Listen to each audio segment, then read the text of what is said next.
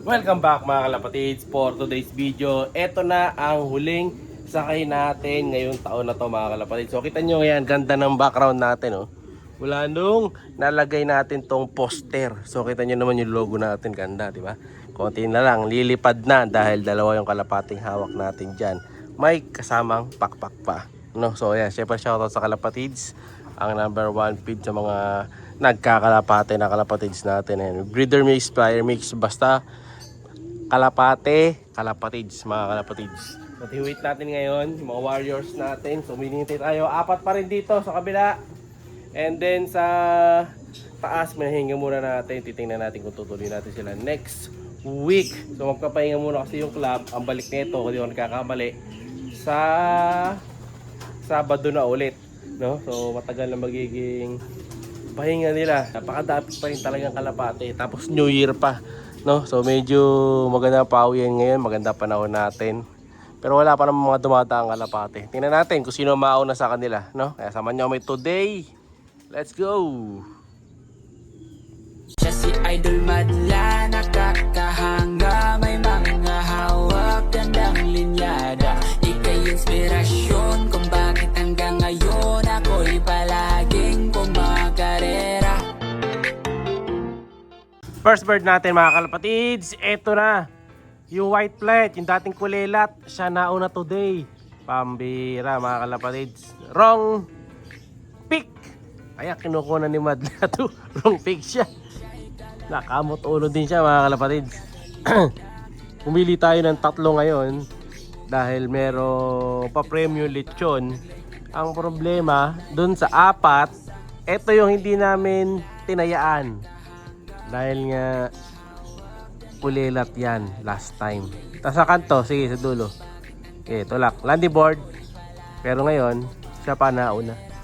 Ngayon bumawi mga kalapatid si white flight. Siguro natangay lang siya last time. Ayan Inimas ko pa to nung nakaraan Maano lang siya, small body lang siya, parang si Kobe lang. Tingnan natin kung sino yung susunod sa kanya. Ayun kamutulo siya mga kalapatid. So, yangsa. Next bird. Eto na, next bird. Tingnan natin. Si Grisel ba to? Si Grisel nga, white flight. Siya second bird natin. Ayan. As expected naman, nasa tamang speed lang tong si Grisel pero kulang pa sa speed. Nag-aasa pa ako ng mas mabilis na speed pa kay Grisel.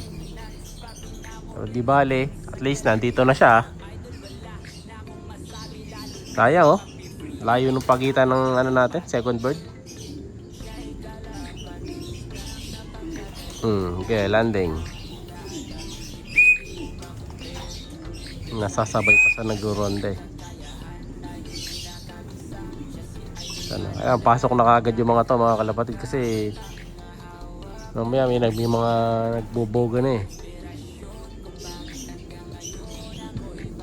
mga makukulit na nagboboga tatakot yung mga ibon mga kalapatids.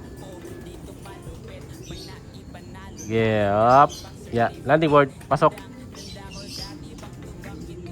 Okay. Kopya. Okay. Habol na yan, baka sakali. Third bird, deto na. Yung checker yata na babae to. Babae ba to? Hindi sure. Tama yung babae to. Lalapag na sa panalangan. Para mabot siya sa inuman. Nagpapainom na si Madla to ng electrolytes to sa pantake.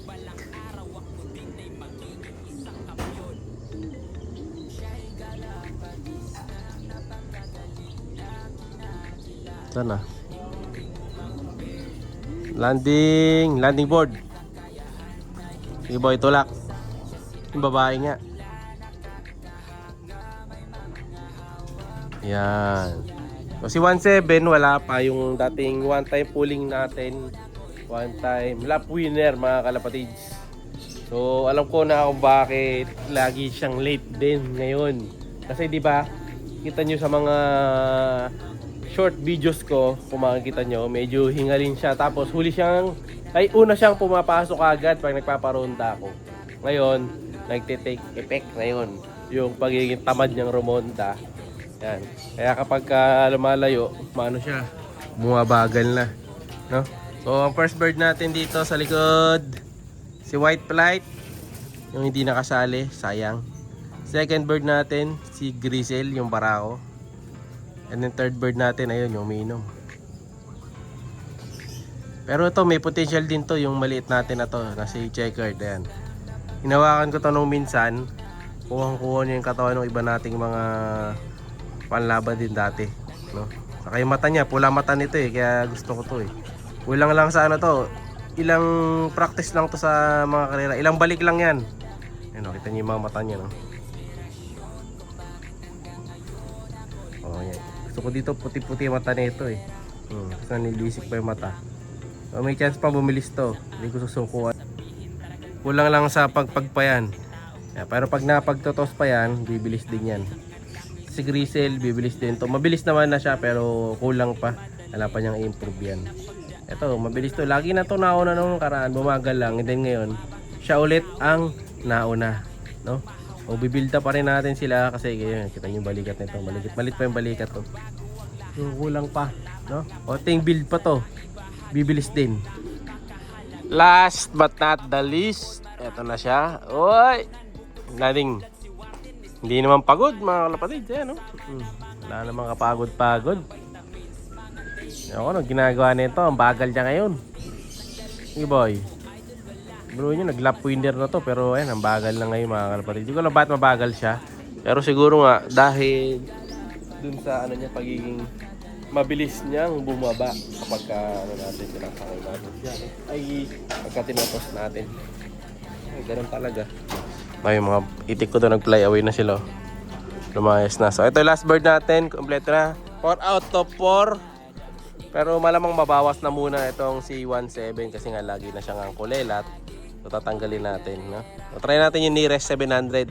Baka madali, sayang. Ayan, inom na. Boss Ronnie, ito na yung order mo na kalapati. Medyo malikot to kaya ingat-ingat, baka bumalik yan dito. Ito idol yung free t-shirt mo. So ito yung design ng t-shirt natin na bago. Ayan So sa ibabaw, yung mukha ko. Ayan, na may hawak na dalawang brown na kalapati. Tapos madlalo. Siyempre gawa ng next gen yan. Ayan, dito ko na order. Gusto nyo mag-order, ayan, PM nyo lang sila. Napakaganda ng shirt. So ito yung size nito na sa XL na nila to pero medyo maliit yung size nila. So yung halos ganito yung size.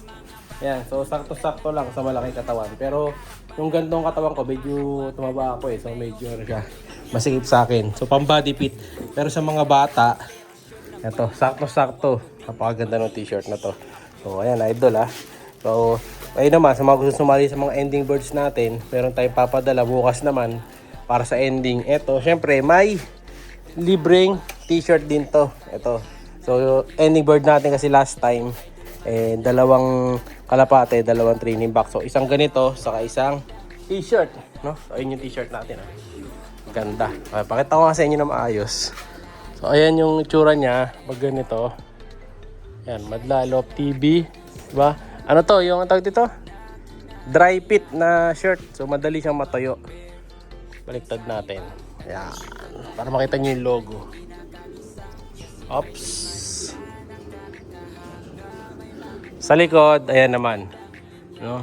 So, para maganda rin niya sa harap to mga kalapatids. Maporma din Ayan Diba? Pwedeng pangharap din. So, try natin minsan. Baliktaran. Same na ganito para mas maganda. Ayan Yung t-shirt natin. Diba? Meron tayong merch. So, mamimigay tayo ng mga libreng t-shirt na ganyan. Sa mga subscriber, sa mga top fan, ganyan. So, bibigyan ko kayo. Mamimigay tayo ng napakarami t-shirt tulad nito. Ayan. Siyempre, maraming salamat sa Next Gen. Ayan, dito ko na-order yan. Ayan, ganda. Solid. So, papagawa pa tayo niyan. Ang isa pang hinihintay ko, perso ring. No? So, abangan nyo yung mga iba nating mga papa-ending, mga papamigay, saka yung mga maabil nyo ibon dito, mga nakaperso na. Naghahanap pa ako ng naghihintay ako ng maganda mapagpapagawaan, no? Tatry ko magpagawa ng ganyan. Okay, ako na mismo bibili ng machine para ako na yung gumawa. No? Try natin yan. So, pakita ko muna sa inyo yung iba pa nating ibon na kukunin, no? Let's go. Nakalimutan ko pala, nanghihingi pala si Boss Ronnie Serrano yung kumuha ng blue bar na itlog daw. So, alam ko, may isa pa akong itlog dito na available.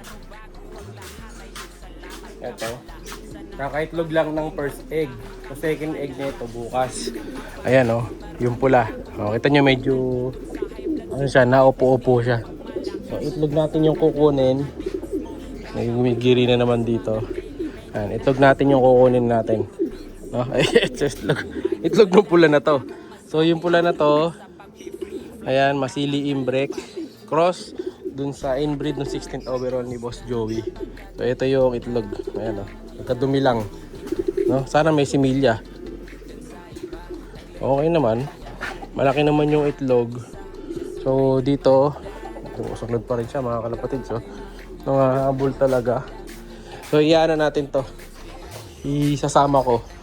Ayan, box natin. So t-shirt, kalapate. Ang iuwi niya today yan. Balot natin. Balot ko lang dito sa basahan. Saka ako i-tape. Sana di mabasa, gumabot sa'yo idol ha. No? Tape natin maigi. Okay, all set na. Kapadala na natin kay Boss Ronnie. Yan, muli idol. Maraming salamat ha. Thank you. And then congrats, may bago kang t-shirt. Siya'y kalapatistang napakagaling na kinakilala.